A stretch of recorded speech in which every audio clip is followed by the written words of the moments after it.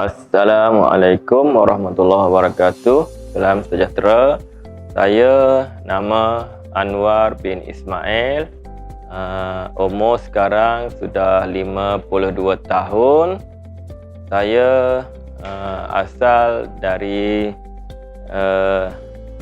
negeri Kelantan. Itu di Kampung Betahulu, Ketereh, Kota Baru, Kelantan.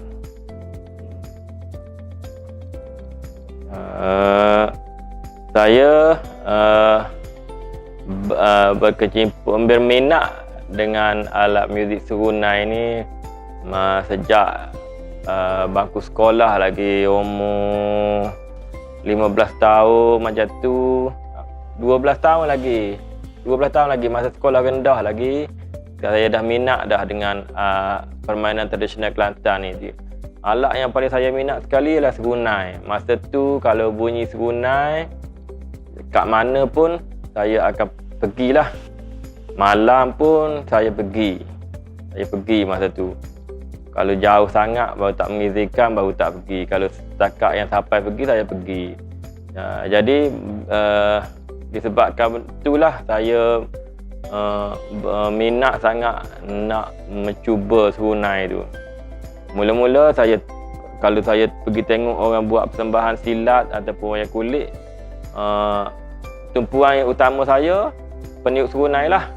Saya akan masuk pergi rapat kepada geruk yang untuk main tu, sampai duduk berdamping dengan orang main serunai tu, dan saya duduk tengok perhati suara, perhati tangan dia, perhati serunai tu sendiri, bentuk serunai tu sendiri, corak serunai tu sendiri. Sampai macam tu lah sekali kita minat sampai kalau sekarang ni kalau orang buat rakaman, mesti dia tiap-tiap dia tengok tu mesti dia save. Tiap-tiap kali dia ambil gambar tu mesti dia save dalam memori dia. Masa tu pun saya pun tiap-tiap serunai yang saya tengok tu mesti saya save. Ada dalam kepala saya sampai tergila-gila, terngiang-ngiang macam tu lah. Duduk dekat sekolah pun duduk nampak serunai. Duduk dekat meja sekolah tu nampak serunai, sampai conteng-conteng dekat kertas pun serunai. Lepas tu masuk sekolah menengah tu pun serunai lah, main serunai macam tu je lah. Saya pendidikan biasa formal aja, pendidikan sekolah rendah habislah darjah 6, sekolah menengah sampai tingkatan 5 saja. Sebab salah satu punca yang menghalang kejayaan saya dalam bidang akademik tu, sebab duk gila dengan benda ni je lah. Masa tu balik sekolah mesti ambil serunai. Balik sekolah tengah hari mesti ambil serunai dulu, barulah jamuh nasi. Disebabkan saya berkecimpung dalam bidang muzik tradisional Kelantan ni, saya minat sangat, saya bergelumang dalam tu. Jadi saya berhenti sekolah tu, saya tak dapat kerja lah, sebab saya tak ada sijil akademik. Jadi saya buat kerja ni lah, buat alat-alat muzik tradisional Kelantan. Lepas tu bertukar sikit, boleh buat parang, boleh buat bertukar besi sikit. Jadi alat meja saya dalam perbuatan tu pun serunai lah. Di samping tu saya boleh buat semualah. Saya boleh buat semua alat muzik Kelantan tu. Kalau gong pun saya pernah buat lah. Cuma saya tak berapa minat sangat benda tu, sebab kerja tu kerja berat, kerja logam yang sampai sakit tangan apa semua gitu gini. Jadi meja saya serunai. Saya duk buat alat muzik je lah, buat alat muzik, lepas tu bertukar dekat cara-cara kampung.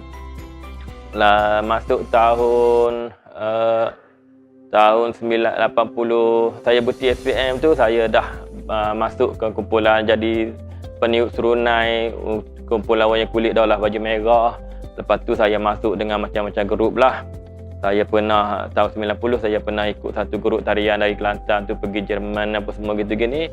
Lepas tu ringkas cerita, tahun 2000 saya dipanggil untuk mengajar ni lah teater tradisional Mak Ayong, wayang kulit, menora di Fakulti Seni Persembahan UiTM masa tu. Sekarang ni tak ingat dah nama apa fakulti tu.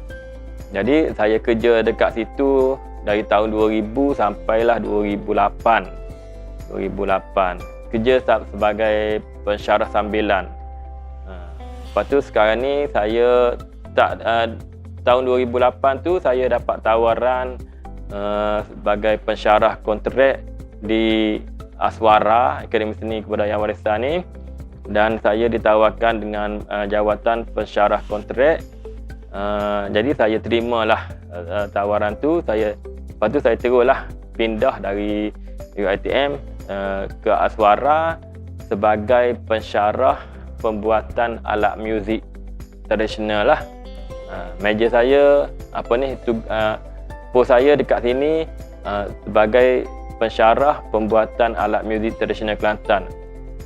Meja saya rebab dan serunai. Mula-mula saya masuk tu rebab dan serunai. Lepas tu saya buat juga alat muzik percussion, gendang, rebana asli, rebana Dikir Barat pun saya ajar juga. Tapi masa tu meja saya rebab dan serunai. Sampailah sekarang ni saya dah menikah umur 52 tahun ni. Orang panggil graf tu dah menurun dah. Jadi saya pun ada ilmu saya tu saya dah turunkan ke anak murid saya pun adalah seorang dua tu yang boleh buat. Jadi sebab bertukar ni pun benda susah, sebab saya pun dapat daripada guru saya pun bukan 100% dapat. Sebab saya pergi dengan jumpa guru pun dah pertengahan saya kerjaya saya dah. Maknanya untuk mendalami saja. Proses mula-mula proses mencuba je. Proses cuba, pergi jumpa dengan tokoh, orang-orang duk tiup serunai, minta nak pegang, minta nak tengok. Kalau dia bagi tengok, minta nak tengok lubang macam mana. Kalau dia bagi buka macam ni, contoh kalau dia bagi buka ataupun dia sendiri yang buka bagi kita tengok, itu lebih lagi kita berterima kasih lah dengan orang tu, sebab bagi tunjuk kat kita komponen serunai yang betul. Kita boleh mengukur, mengagak lubang apa semua gitu gini, dan kita dapat simpan dalam memori kita. Jadi bila gitu, kita terus balik rumah, esok hari kita terus cuba buat terus. Kita dapat sumber, kita dapat tengok serunai, balik besok kita cuba buat.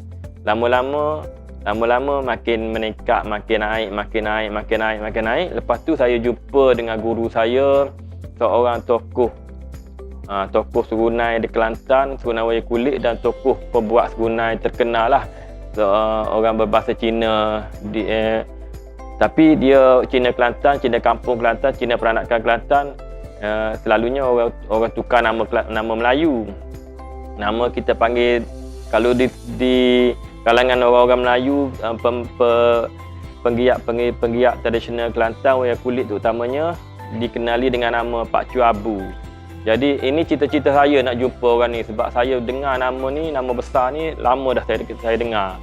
Daripada orang kampung pun cakap kalau peniup serunai Daulah Baju Merah yang terkenal adalah nama dia Pak Cu Abu, Cina Pak Cu Abu, dan dia juga dapat buat serunai. Memang cita-cita saya nak jumpa dia. Tapi lepas tu cita-cita saya tu dimakbulkan Tuhan. Dia last kali saya dapat jumpa dengan orang tu. Di situ saya mendalami lagi ilmu tentang pembuatan serunai ni. Dia pun tak kedekut ilmu lah dengan saya. Dia didik saya, dia ajar saya tentang kerja-kerja buat serunai. Dia bagi semua alat-alat kelengkapan nak buat serunai, dia bagi dekat saya semua. Dia bagi saja. Apa yang saya minta dengan dia bagi. Itulah, sampailah seorang tu saja saya dapat ilmu pembuatan serunai ni. Maknanya saya mendalami dengan dia lah, polis dengan dia. Sampai hari ni saya bawa lagi ilmu dia tu buat serunai. Dan saya pun ada dah turunkan ilmu ni pada seorang dua budak-budak lah. Budak-budak yang minat, yang jumpa lah. Sebab ilmu macam ni, kalau kita bukan boleh jual macam tu saja. Kalau orang yang nak pun kita boleh bagi gitu. Saya buat serunai ni start daripada umur, saya ingat-ingat lah, Saya ingat-ingat 13-14 tahun tu dah mula mencuba dah. Maknanya buatlah serunai tu. Jadi tak jadi tu suku pasal lagi. Dari mula dah mula cuba buat. Bila umur masuk 16 tu, dekat-dekat SPM tu dah jadi dah. Saya dah buat serunai masa tu, saya jual harga sebatang ni sejak bukit semua tu RM70 saya ingat. Serunai pertama saya jual. Lepas tu bila saya masuk SPM tu, lepas SPM tu memang saya dapat buat dah. Saya dah dapat buat dah. Lepas tu bila saya jumpa dengan Pak Cik Abu ni, lagi-lagilah masa tu pun saya dah terkenal dah di kalangan setempat tu je lah, bukan seluruh Kelantan sangat lagi, tapi saya terkenal dah. Ada kenal dah saya ni boleh buat serunai gitu.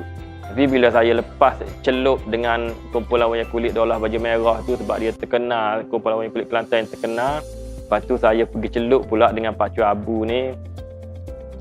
Memang boleh kata kalau sebut nama tu orang kenal jugalah. Dan saya pun situlah bergerak lah buat serunai.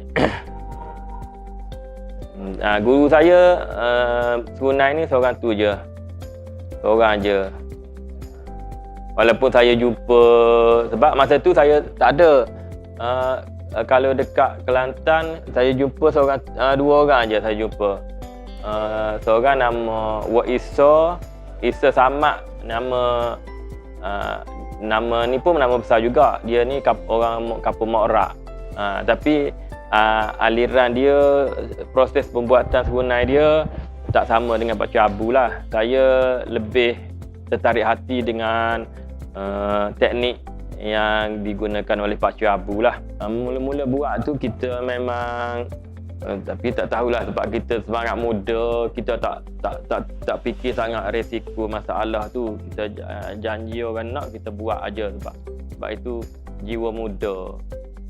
Tapi masa tu kita buat, si pemakai tu, si penempah tu dia datang, dia test. Dia test. Kita pun bagi dia test dulu. Kalau dia tak rasa tak boleh nak guna, kita tak paksa dia ambil walaupun kita susah lelah buat. Sebab kita boleh guna sendiri walaupun dia tak nak. Tapi bila kita buat, dia datang test, dia kata okey boleh guna, kita jual lah secara sukarela. Dia pun sukarela nak beli, kita pun jual secara sukarela. Macam tu je lah.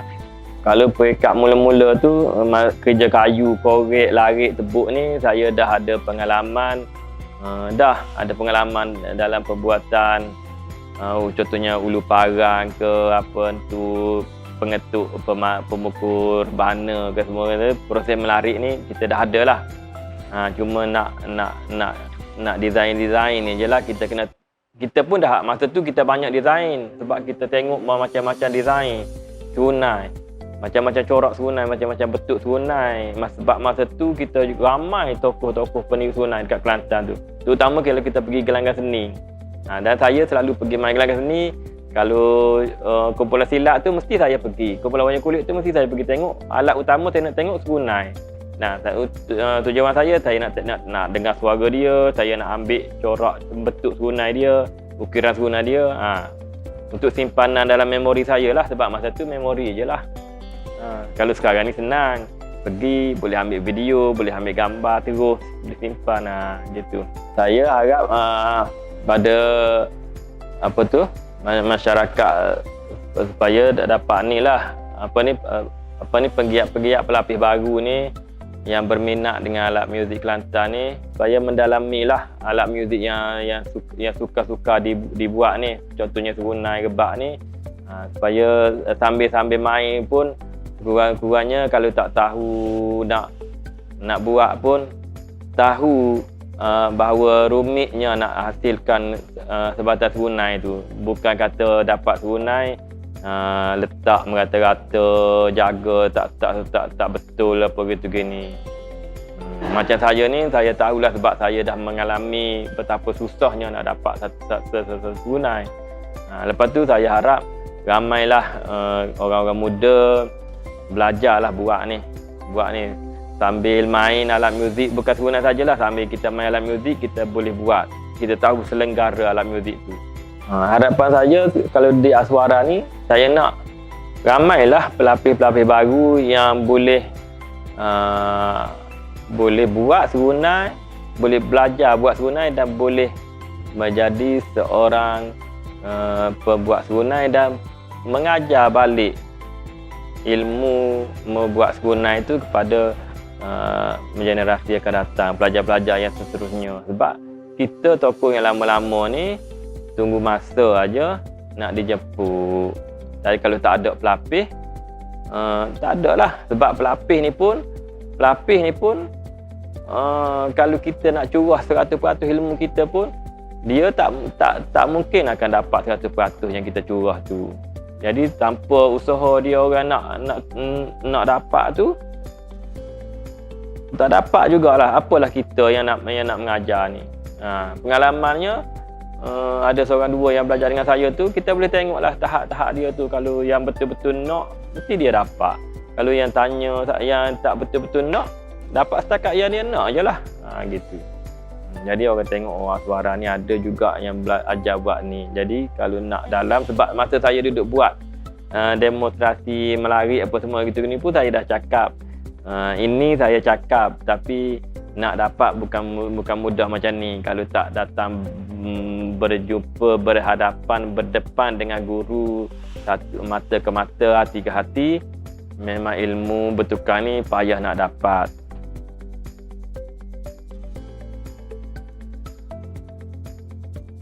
Hari ini saya akan tunjukkan cara-cara untuk membuat serunai Kelantan.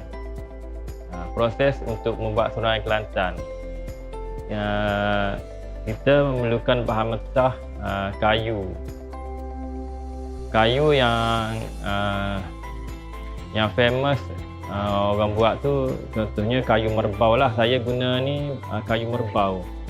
Kita tarah balik dia mengikut saiz lebih kurang lah 2x2 inci macam ni, 2x2 inci, dan panjang dia lebih kurang 15 inci lah untuk saiz serunai ni. Jadi dah siap ditanda macam ni.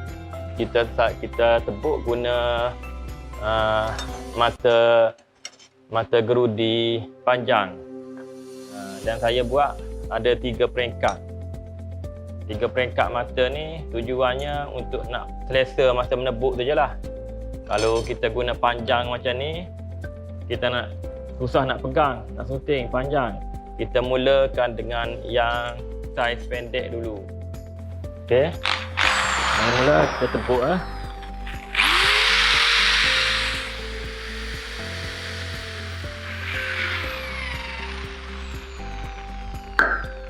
Okey, dah habis mata satu dah dia punya kedalaman dia hampir separuh hampir separuh daripada panjang kayu tu. Okey, kita tukar balik, tukar ke mata dua, mata sedang. Ini mata ciptaan diri ni dia ada kena biasakan dulu macam kita guna kapak semualah, kita kena biasakan tangan dengan benda tu dulu.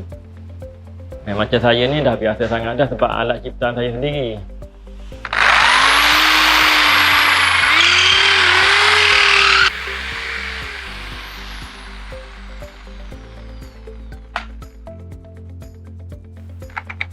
Okey, habis mata 2, kita sambung mata 3.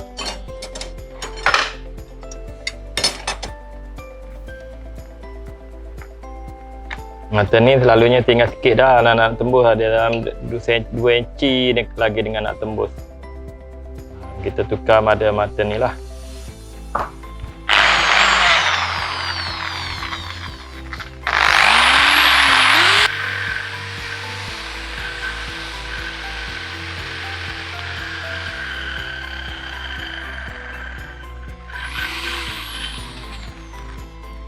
Ini macam kita menembak lah. Ya, kadang-kadang tepat, kadang-kadang tak tepat sangat. Tapi kalau macam ni dia lari lebih kurang 1 cm daripada center, daripada target. Dia lari 1 cm daripada target tu, kita boleh guna lagi sebab sini ada besar lagi. Proses ni tebuk ni proses pertama. Lepas tu kita masuk proses kedua. Proses menebuk kedua, membentuk lubang. Lubang ni kena buat lubang dia bentuk kon bentuk kon. Maknanya bentuk lubang dia ini bahagian atas serunai bahagian atas ni dekat mulut ni, tiup ni. Di bawah ni lubang dia kena besar. Okey, proses seterusnya nak membentuk lubang membentuk lubang serunai ni supaya jadi lubang bentuk kon bentuk kon. Kita guna besi jangka besi jangka lubang, kepit pada vise.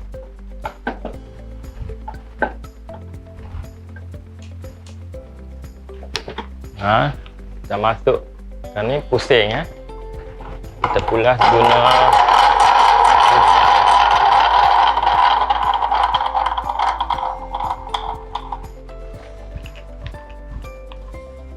proses ni kena ulang-ulang lah sebab mata ni dia makan tak kuat. Dia makan tak kuat, kena ulang-ulang.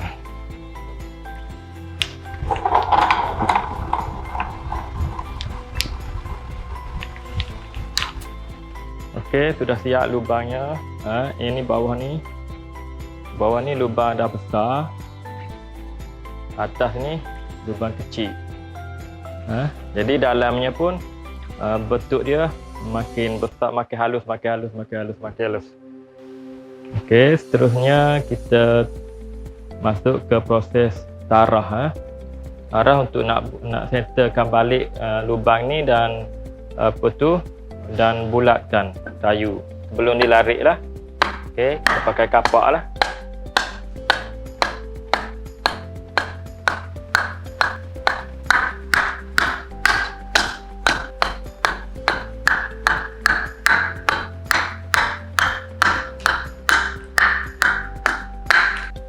Lepas tu kita buang aja bucu ni.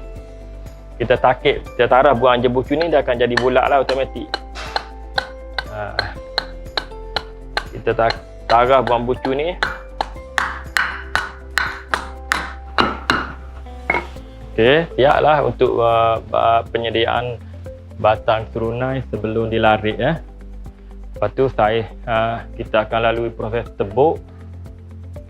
Proses tebuk nak tembuskan lubang ni, dan proses seterusnya proses membentukkan lubang tu dengan guna besi jangka tadi untuk nak jadikan lubang bentuk kon ataupun lubang yang makin besar ke bawah.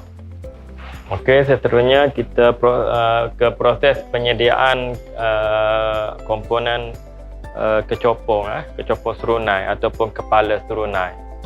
Proses kayu digunakan ialah kayu biasanya kayu nangka lah, teras nangka, ataupun kita guna ni teras pokok sena. Jadi kita potong kayu ni mengikut saiz lebih kurang dululah. Saya kasar dia lebih kurang 16 cm. Saya ukur 16 cm 16 cm ataupun kalau inci lebih kurang 6 inci lebih lah, 6 inci setengah. Saya kasar saya mentah. Okey, kita potong guna gergaji tangan ataupun kalau ada gergaji mesin cutter pun boleh, tapi saya guna gergaji tangan lah untuk proses belajar.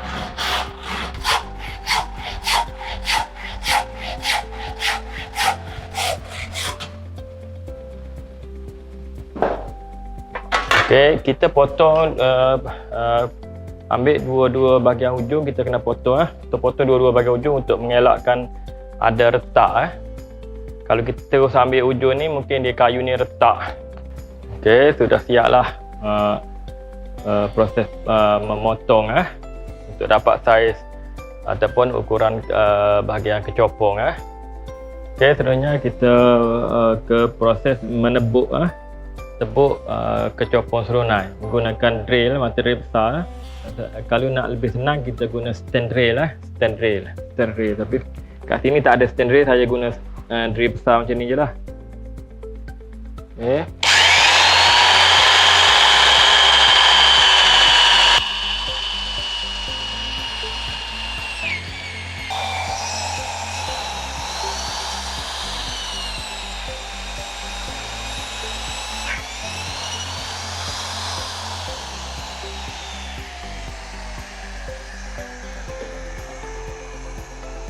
Okey, sudah siap proses tepuk copong serunai ya.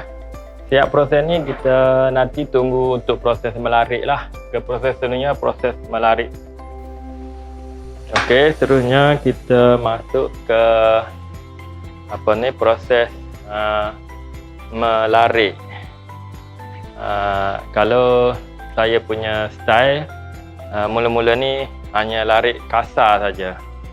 Larik bulat dan ada bentuk-bentuk kasar. Lepas tu habis bentuk kasar bahagian batang, lepas tu bentuk kasar bahagian kecopong. Lepas tu baru kita masuk step larik kedua, step untuk larik halus ataupun larik bentuk bunga dia, bentuk corak. Mesin ni dia ada speed dia, tapi yang ni speed cara kita bukan cara guna controller. Ini speed alihkan poli saja.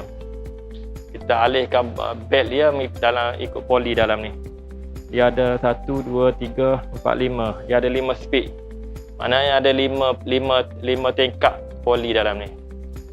Untuk peringkat mula-mula ni, kita tak boleh guna kelajuan tinggi ya. Kita guna kelajuan, kalau kayu yang kecil macam ni untuk serunai ni, kita boleh guna tengah-tengah lah. Tengah-tengah. Kalau dia ada 5 ni, maknanya kita letak pada poli nombor 3, kelajuan yang ketiga. Ada 2 lagi untuk laju dan 2 lagi untuk slow. Jadi saya guna speed yang ketiga, pertengahan. Okey, kita start melarik. Mula-mula kita guna pahat mata larik pak kuku ni untuk nak bulatkan.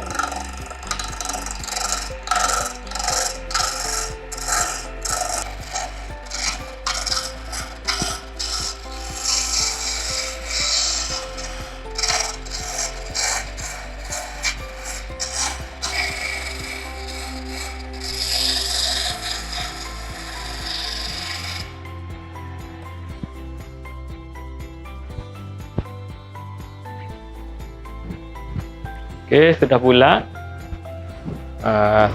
Lepas tu kita tanda bahagian-bahagian dia. Contohnya bahagian batas serunai ni dia ada kepala atas ini. Dia ada pula bahagian kepala belah atas ni. Saya ambil ukuran serunai ni, saya akan ukur kasar dulu. Berapa yang atas ni dulu. Berapa bahagian atas ni dulu. Di bahagian atas ni 8.5 cm.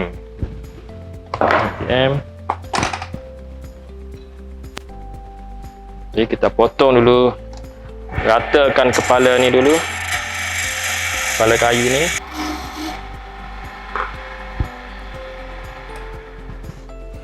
Okey, nampaklah bentuk kasar, bentuk kasar dia dulu.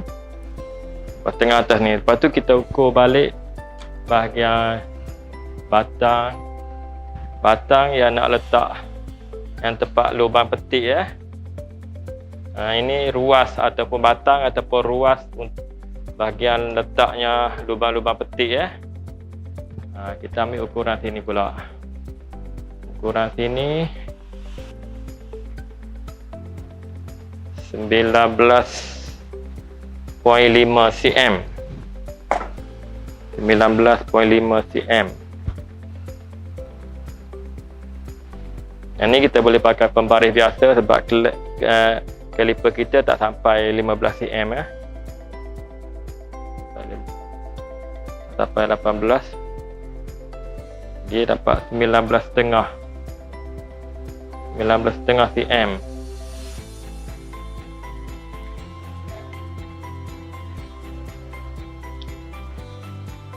Benda ni kita kena teliti ya.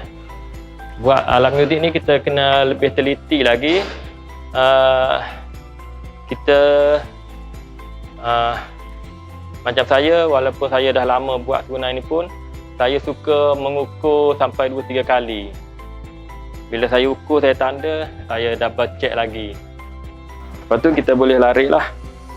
Kita larik bagi nampak betul lah, bentuk macam ni lah. Bentuk serunai ni, besar kepala ni. Lepas tu batang sini nampak macam silinder yang bentuk kon. Bahagian ruas lubang petik ni kecil, sini makin besar bentuk kon. Lepas tu sini sikit ni letak bunga. Ini ruas bawah ni nak masuk ke kepala tu, dia ada ruas kecil ni. Ini design ni ikut cara lah, ikut apa ni, ikut pattern lah, ikut design tukang lah. Jadi kita larik kecilkan bahagian sini bagi nak nampak bentuk serunai tu dulu.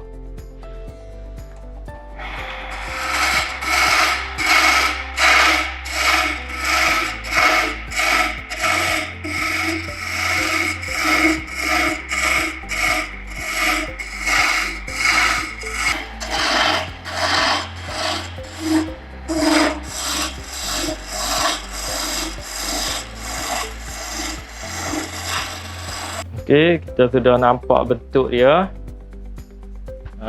Bentuk batang serunai ni siaplah ni. Bentuk kasar dulu. Ini ada saya tanda di pensel ni. Saya tanda pada kayu serunai dan pada mesin ni, pada komponen kuku mesin ni. Jadi nak masuk balik, nak pasang balik besok, lepas pasang termin ni, nak masuk balik pada mesin untuk nak larik bunga, nak larik siap, mesti duduk pada kedudukan asal lah, tempat asal dia.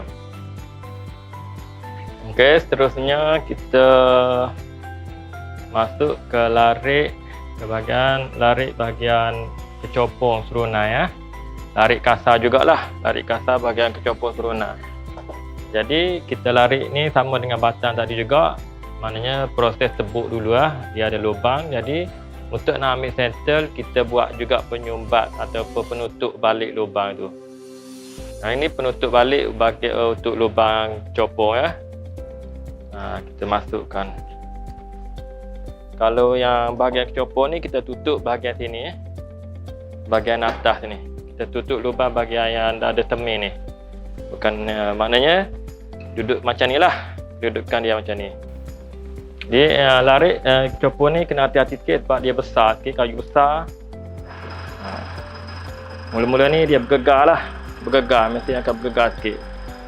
Sebab kita guna ni mesin kecil, kalau kita guna mesin besar mungkin dia tak bergegar lah. Yang kita guna mini ni, dia bergegar.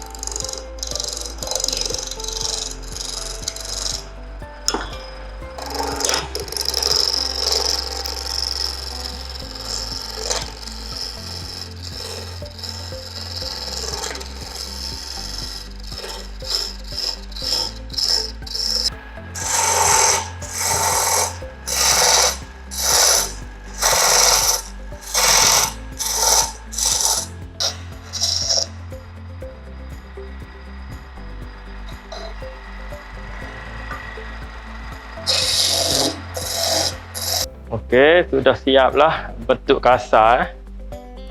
Larik kasar sudah siap. Jadi adalah bentuk kecopong serunai macam ni. Bentuk kasar.